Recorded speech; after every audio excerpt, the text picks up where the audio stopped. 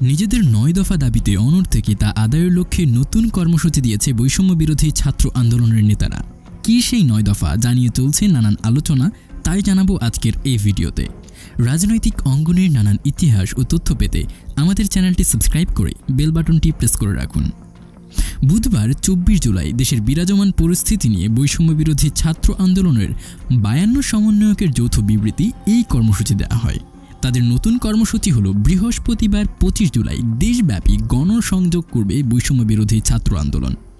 বিবৃতিতে বলা হয়, দেশে কোটা সংস্কার আন্দোলনকে কেন্দ্র করে সরকার সাধারণ শিক্ষার্থীদের উপর নির্যাতনের স্ট্রিম রোলার চালিয়ে যাচ্ছে। ইতোমধ্যে প্রায় ৩ শতাধিক ছাত্র জনতাকে হত্যা করা হয়েছে। কয়েকজন সমন্বয়ক ও সহ সমন্বয়ককে গুম করে ফেলা হয়েছে।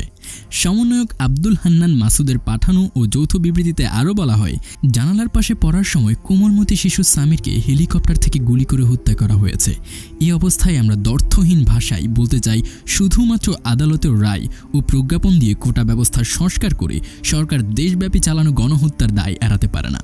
আমাদের ৯ দফা দাবি এখন গণমানুষের দাবিতে পরিণত হয়েছে। এটি এখন গোটা বাংলাদেশের মানুষের মুক্তির সনদ। ৯ দফা দাবি আদায়ে আমাদের নতুন কর্মসূচি ২৫ জুলাই দেশব্যাপী গণসংযোগ। ৯ দফা দাবি বাস্তবায়ন না হওয়া পর্যন্ত ছাত্র সমাজের আন্দোলন চলমান থাকবে। বৈষম্য বিরোধী ছাত্র আন্দোলনের ৯ দফা দাবি হল, প্রধানমন্ত্রী শেখ হাসিনাকে ছাত্র হত্যার দায় নিয়ে জাতির কাছে প্রকাশ্যে ক্ষমা চাইতে হবে।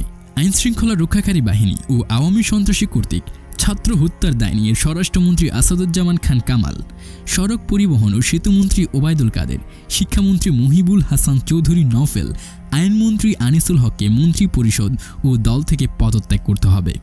ঢাকা সহ যত জায়গায় শহীদ হয়েছেন সেখানকার ডিআইজি, পুলিশ কমিশনার ও পুলিশ সুপারদের চাকরি থেকে বরখাস্ত করতে হবে। ঢাকা বিশ্ববিদ্যালয়, জাহাঙ্গীরনগর বিশ্ববিদ্যালয় ও রাজশাহী বিশ্ববিদ্যালয়ের ভিসি ও প্রক্টরদের পদত্যাগ করতে হবে। যে পুলিশ সদস্যরা শিক্ষার্থীদের উপর গুলি করেছে, ছাত্রলীগ, যুবলীগ সহ যে সকল সন্ত্রাসীরা শিক্ষার্থীদের উপর নৃশংস হামলা চালিয়েছে এবং পরিচালনার নির্দেশ দিয়েছে, তাদের আটক করে এবং হত্যা মামলার দায়ের করে দ্রুত সময়ের মধ্যে গ্রেফতার দেখাতে হবে। দেশব্যাপী যে সকল শিক্ষার্থী ও নাগরিক শহীদ ও আহত হয়েছে, তাদের পরিবারকে ক্ষতিপূরণ প্রদান করতে হবে। ঢাকা বিশ্ববিদ্যালয়, জাহাঙ্গীরনগর বিশ্ববিদ্যালয়, চট্টগ্রাম বিশ্ববিদ্যালয় ও রাজশাহী বিশ্ববিদ্যালয় সহ শিক্ষা প্রতিষ্ঠানে ছাত্রলীগ নামক সন্ত্রাসী সংগঠন সহ সকল দলীয় লেজুর ভিত্তিক ছাত্র রাজনীতি নিষিদ্ধ করে ছাত্র সংসদকে কার্যকর করতে হবে। অবিলম্বে সকল শিক্ষা প্রতিষ্ঠান ও হলসমূহ খুলে দিতে হবে। কোটা আন্দোলনের সাথে সম্পৃক্ত শিক্ষার্থীদের একাডেমিক ও প্রশাসনিক কোনো ধরনের হয়রানি করা হবে না মর্মে অঙ্গীকার করতে হবে।